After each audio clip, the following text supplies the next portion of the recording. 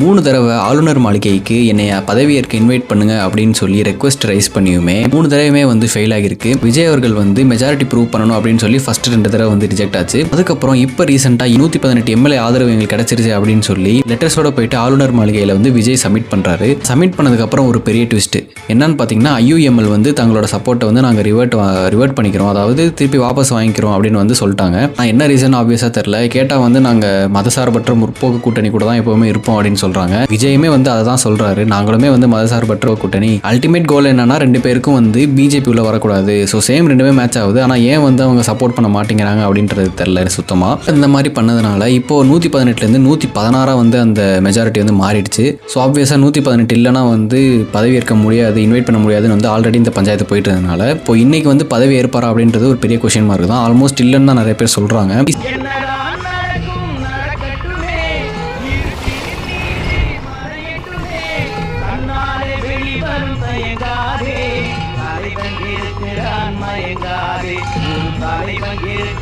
மயங்காதே